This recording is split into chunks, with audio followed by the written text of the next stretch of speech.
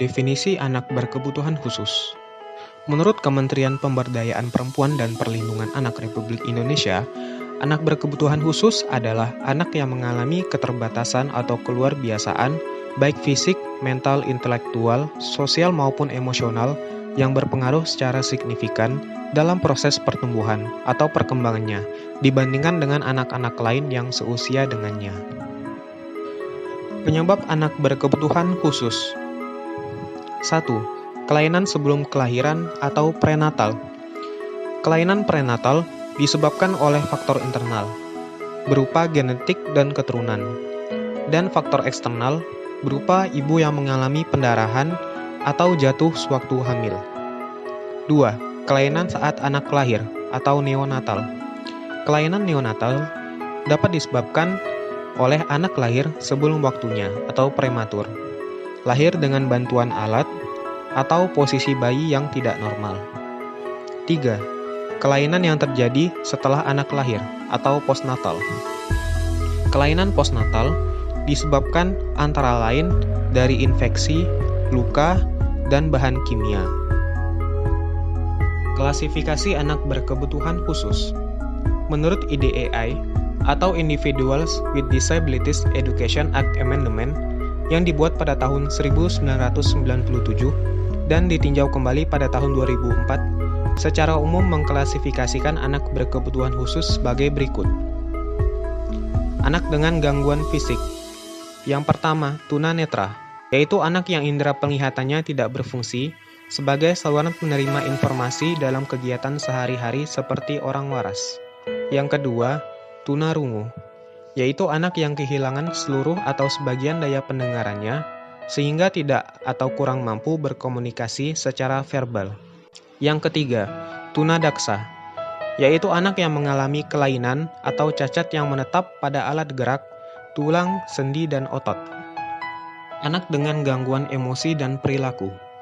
Yang pertama, tunalaras, yaitu anak yang mengalami kesulitan dalam penyesuaian diri dan bertingkah laku tidak sesuai dengan norma-norma yang berlaku. Yang kedua, anak dengan gangguan komunikasi atau tunawicara, yaitu anak yang mengalami kelainan suara, artikulasi atau kelancaran berbicara yang mengakibatkan terjadi penyimpangan bentuk bahasa. Yang ketiga, hiperaktif, yaitu gangguan tingkah laku yang tidak normal disebabkan disfungsi neurologis dengan gejala utama tidak mampu mengendalikan gerakan dan memusatkan perhatian. Anak dengan gangguan intelektual. Yang pertama, tunagrahita, yaitu anak yang secara nyata mengalami hambatan dan keterbelakangan perkembangan mental intelektual, jauh di bawah rata-rata sehingga mengalami kesulitan dalam bentuk tugas-tugas akademik, komunikasi maupun sosial. Yang kedua, anak lamban belajar atau slow learner, yaitu anak yang mengalami potensi intelektual sedikit di bawah normal, tetapi belum termasuk tunagrahita. Yang ketiga, anak kesulitan belajar khusus, yaitu anak yang secara nyata mengalami kesulitan dalam tugas-tugas akademik khusus, terutama dalam hal kemampuan membaca, menulis, dan berhitung. Yang keempat, anak berbakat, yaitu anak yang memiliki bakat atau kemampuan dan kecerdasan luar biasa. Yang kelima, autisme, yaitu gangguan perkembangan anak yang disebabkan oleh adanya gangguan pada sistem saraf pusat yang mengakibatkan gangguan dalam interaksi sosial, komunikasi, dan perilaku. Yang terakhir, indigo, adalah manusia yang sejak lahir mempunyai kelebihan khusus yang tidak dimiliki manusia pada umumnya.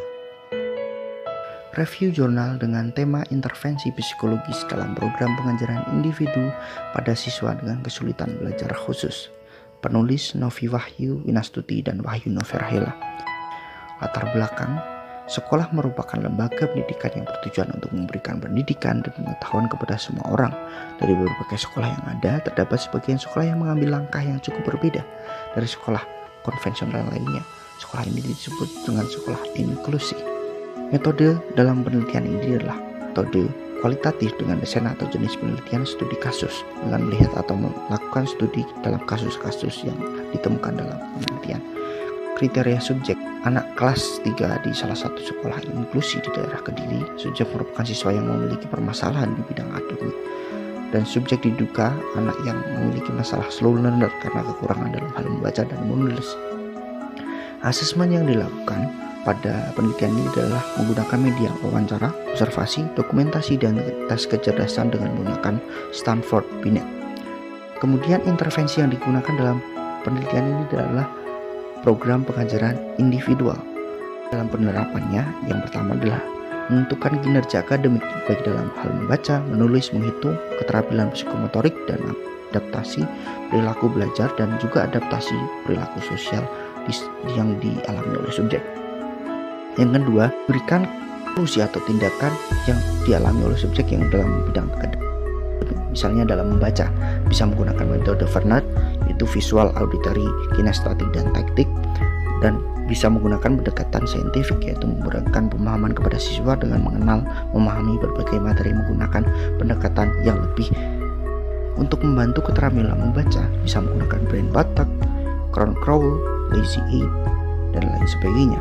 Untuk membantu keterampilan menulis, double doodle, coretan ganda, bisa menggunakan coretan ganda, yaitu menggambar menggunakan kedua tangan di papan tulis secara bersamaan. Dan juga arm activation, mengaktifkan tangan, yaitu gerakan dengan meluruskan tangan kiri ke atas di samping kuping dan lain sebagainya. Kemudian alfabet 8, yaitu menulis huruf dengan kurva 8. Selanjutnya perilaku belajar. Teknik bisa digunakan dengan mengatur posisi duduk si subjek. Perubahan perilaku sosial dengan menyesuaikan metode pembelajaran dengan pembelajaran kooperatif di mana anak-anak dituntut untuk saling bekerja sama satu sama lain.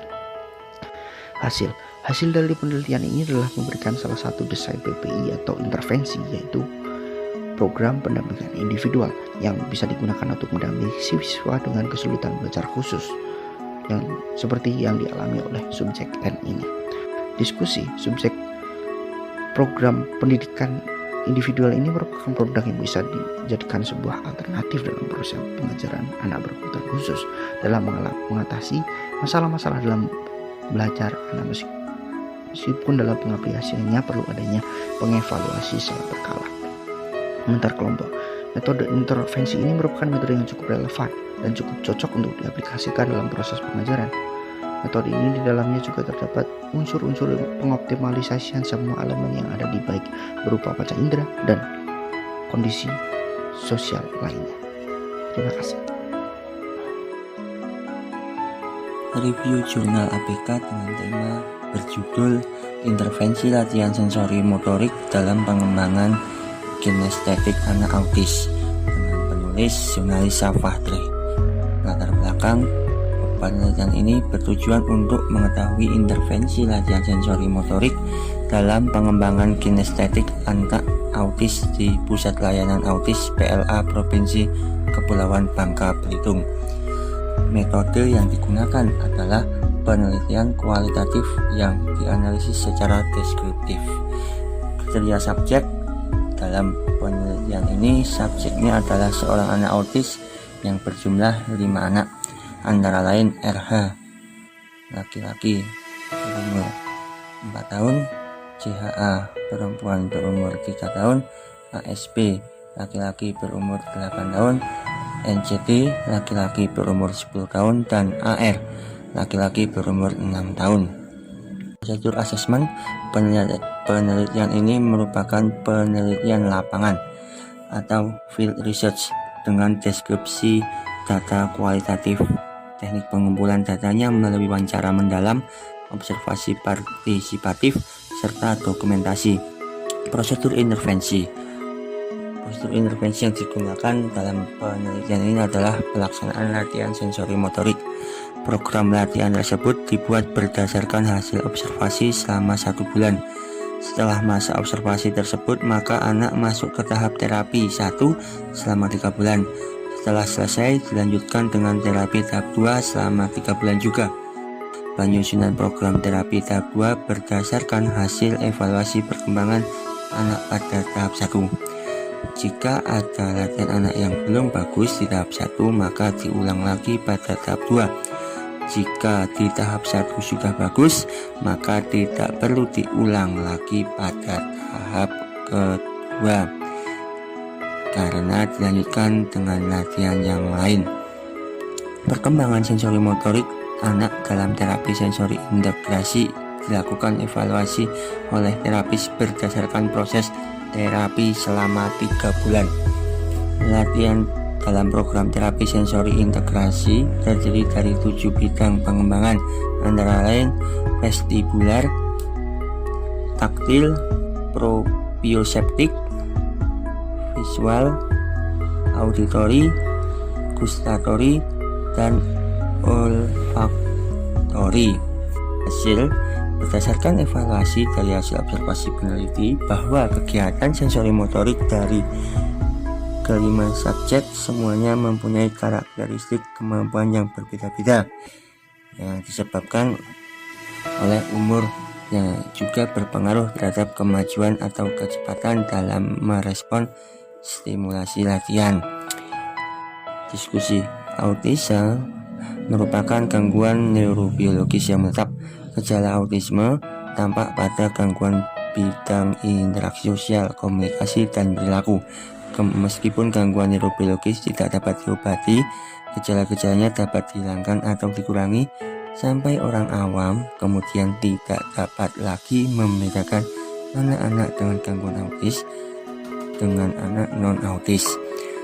Komentar kelompok.